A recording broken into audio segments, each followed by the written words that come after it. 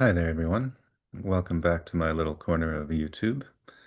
I am doing chapter 3 of the text of the COA version of A Course in Miracles right now. And yesterday was a short lesson just describing pretty much proper study habits and also talking about how we can often kind of willfully not understand what the Course in Miracles is saying. And he's wanting us to really check ourselves on that. And then he throws us one of the densest lessons in the book. In other words, it's hard for me to understand this lesson, or this isn't a lesson. I keep confusing the workbook and the text. But section 2 of chapter 3, which is called, let me just share my screen and bring it up for you. It is called Special Principles for Miracle Workers. Is very short, but also very dense and hard to understand. So bear with me. I'm going to do my best. It does have some really important things to say about undoing guilt, about what true forgiveness is. So we'll do our best. Okay. Special principles for miracle workers. Quick footnote here just simply says the title of this section and the numbering of its principles were dictated by Jesus. The miracle abolishes the need for lower order concerns. Since it is an illogical or out of pattern time interval by definition, the ordinary considerations of time and space do not apply. That the miracle is illogical means that it doesn't logically follow from what went before. It is out of pattern, the occurrence of a new pattern rather than a continuation of past patterns. These past patterns include the laws of time and space. So that's pretty redundant, and it's simply saying that time and space, the laws of time and space get broken by miracles. I do not regard time as you do, and your space problems are not mine. Now, this is a long uh, footnote here. Space problems almost certainly refers to the common meaning of not having enough space. The original phrase was, and Kolb's space problem is not mine. Lawrence C. Kolb was chairman of the Department of Psychiatry at Columbia Presbyterian Medical Center, where Helen and Bill worked. His space problem is mentioned, see Cameo 14 alongside a storage problem, and referred to as a space problem. A storage problem is hardly more difficult for me to solve than a space problem. So Kolb's space problem was simply someone having a space problem, i.e. not having enough space. The overall idea here, as we see in the next sentence, is that when you perform a miracle, this allows Jesus to rearrange time and space in order to take care of your lower order concerns, bringing them into line with the healing that just took place. He may, for example, solve a space problem you have been struggling with. When you perform a miracle, I will arrange both time and space to adjust to it. A clear distinction between what was created and what is made is essential. All forms of correction or healing rest on this fundamental correction in level perception. If we are in our right minds, as in if we are um, aware in this moment that we are spirit, eternal, and that this world is nothing, then we are in a creative mode. And if we are thinking we're a body and we're in that fear-driven mode, then we make. That's the distinction, just like you've probably heard me mention already. Projection and extension are the exact same thing, that the mind is, again, it's really back to creation. The mind is creating what you see. And if you're doing it from a mind that is in love, then you are extending. and projecting is you're doing it from fear. And so make and create are the same parallel thing as project and extend, essentially. Another way of stating the second principle is this: never confuse right-mindedness with wrong-mindedness. Responding to any form of miscreation with anything except a desire to heal or a miracle is an expression of this confusion. So I can't remember if I've already said this before, but we're being asked by Jesus to learn, and this is, training. The training of the workbook helps us do this, to meet um, attack with love, or to meet non-love with love. Anytime we see something and recognize it as non-love, instead of attack it, or, we tend to attack back, which is us defending ourselves, to have that moment where we see this is a call for love rather than this is an attack. And then we meet it with love as opposed to defense or any other sort of criticism. The miracle is always a denial of this error and an affirmation of the truth. Only right-mindedness can create in a way that has any real effect. Pragmatically, what has no real effect has no real existence. Its real effect, then, is emptiness, being without substantial content. It lends itself to projection. So I think he's really just talking about our world there. He's saying this world is just a void of emptiness, which is funny because I think most people are afraid of death because they're afraid of a void of emptiness afterwards. This is my suspicion about why most people are afraid of death from this false life. So let me read the footnote first, and then I will stop sharing for a second. This seems to mean that what is made, being empty form without any real content of its own, lends itself to having false content or meaning projected onto it. There's a lot here.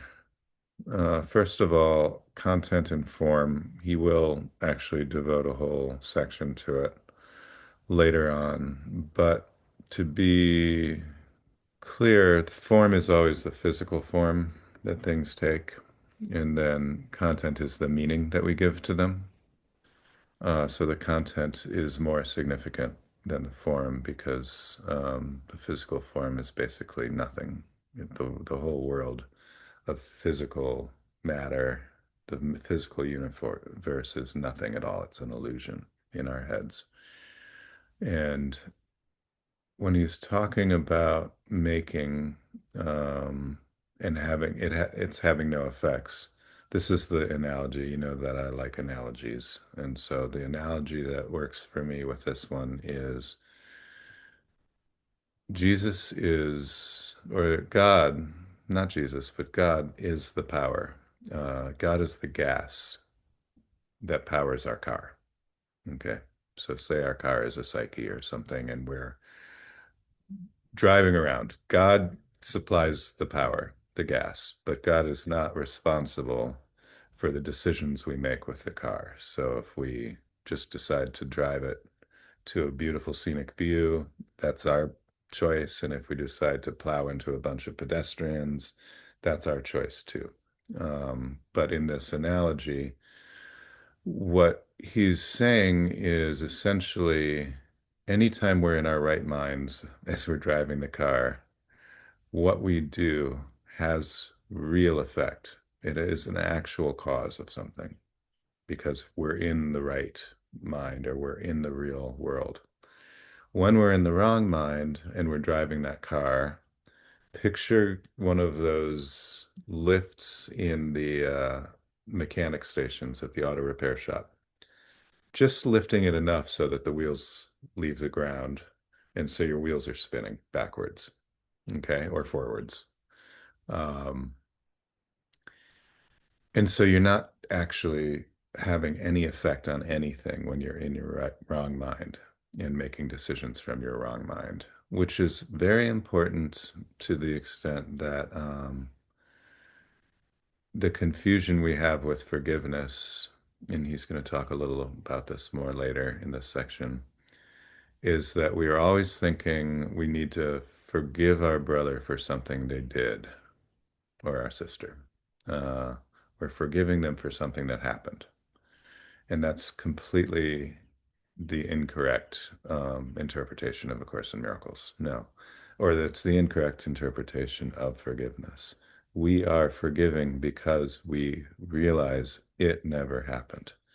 And it is also much broader than that particular occurrence of that wrong that that person did to you. It's everything. It's the Holocaust. It's what happens in Gaza. It's the war in Iran. Put it all together and forgive it all is basically what A Course in Miracles definition of forgiveness is. It's also forgiving the happy dopamine experiences that we've had, because those are just the false idols that are distracting us from what we truly want, which is the eternal peace and love of God. And so in the last part of this paragraph, he is basically explaining how the world that we see is projected because it is empty. And so every single one of us projects onto it and creates meaning from it. 5, the level adjustment power of the miracle induces the right perception for healing. The level adjustment power of the miracle refers to the miracle inducing us to realize that the level of eternal spirit is what is real, and that the level of physical events is illusory. The same distinction that we see in Special Principle 2, a clear distinction between what was created and what is made, is essential. And he says, see Miracle Principles 21 and 26 for the miracle as the correction for level confusion. Until this has occurred, uh, the right perception for healing, until this right perception in you has occurred, healing cannot be understood. Forgiveness is an empty gesture unless it entails correction. I think this footnote is basically restating what I already stated before.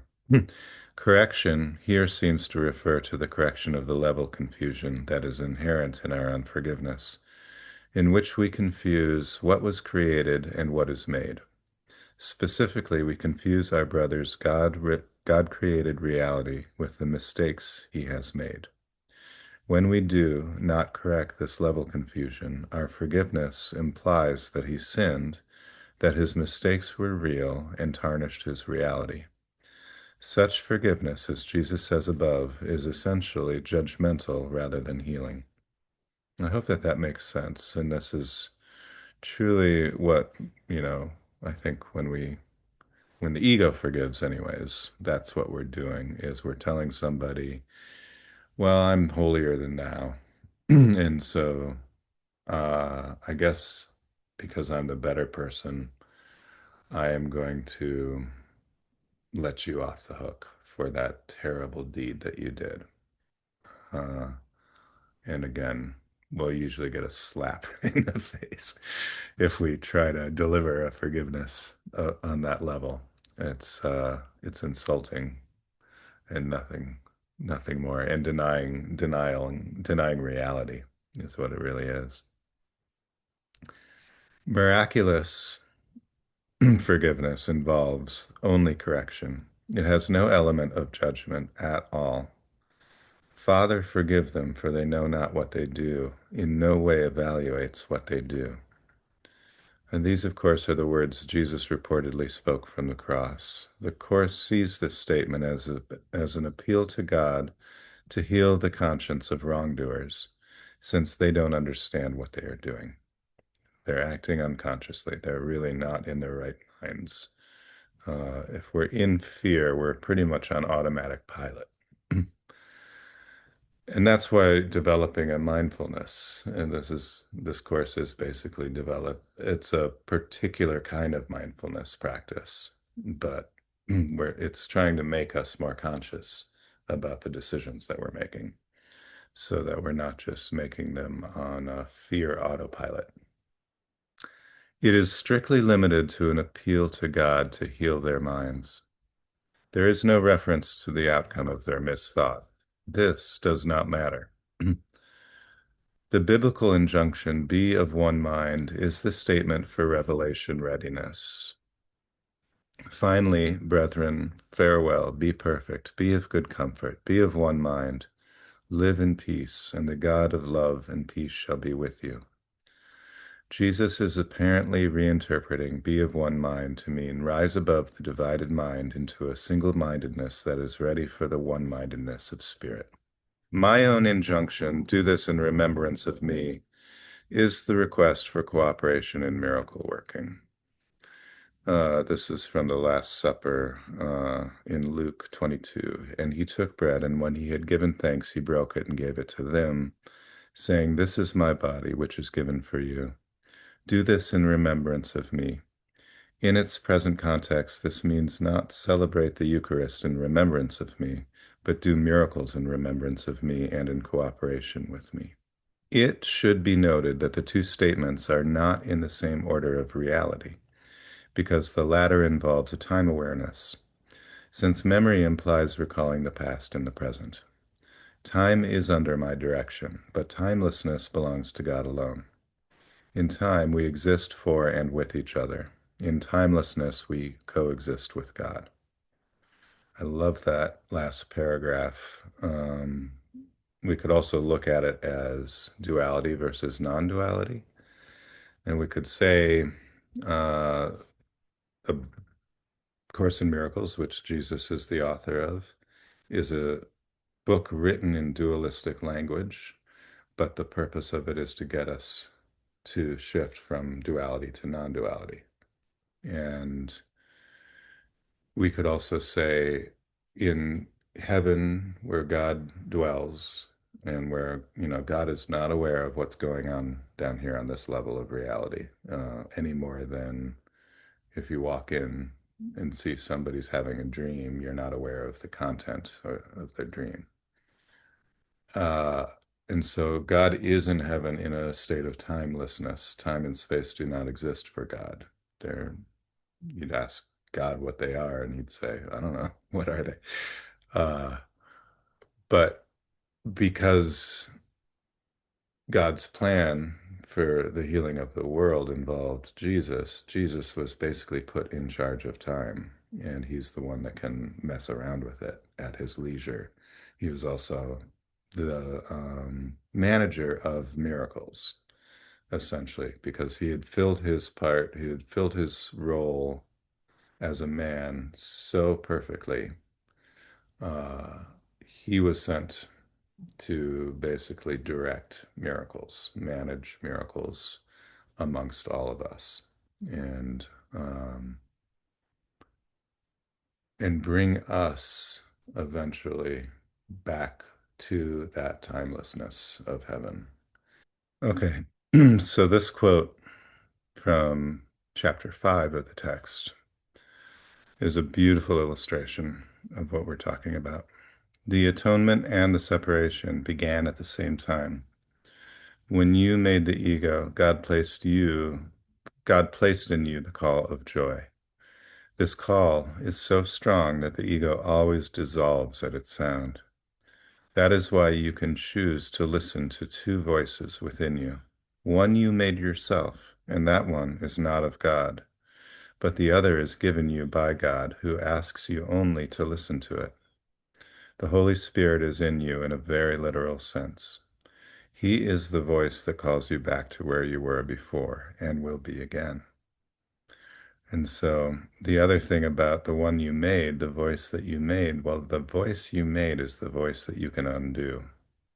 The other voice, the Holy Spirit, you can't undo because it was God who put it in your head. So accept that gladly, that you literally can't undo the Holy Spirit in you. It's always going to be in you. It's just a much quieter voice that we have to start. And today's workbook lesson 140 is so much about quieting the mind so we can really hear that voice. But it's with us always, like God is speaking to us always through the Holy Spirit. And the only reason we're not hearing it is because we have not learned how to listen.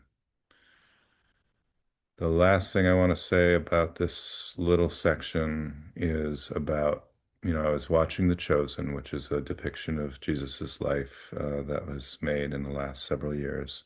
Absolutely beautiful. At this point, we are in season 5. Jesus is back in Jerusalem, and the rabbis, or Pharisees as they're called, are already starting to plan his crucifixion. And they go to question him during one of his uh, sermons that he's giving on the streets of Jerusalem because he's so popular with the people. And they're hoping, the rabbis are hoping to catch him in something that's going to make the people riot. And one thing that the Jewish people absolutely hate is paying their taxes to Caesar at this time. And so they ask Jesus the simple question, should we Jews be paying our taxes to Caesar? And Jesus sees that they're trying to trap him, but he goes on and explains how uh,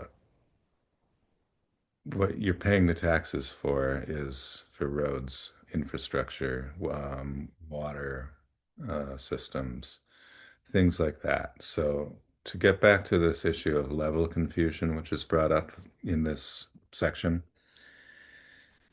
we're not saying while in the dream, all of that stuff is a necessary thing. Like pay your taxes if you have the money to pay the taxes, pay the taxes. Go through the motions. Go to work. Do your job. Um, put food in the fridge. Take a shower, keep yourself clean, do all these things. But also over here, do the Lord's work and do not confuse the two.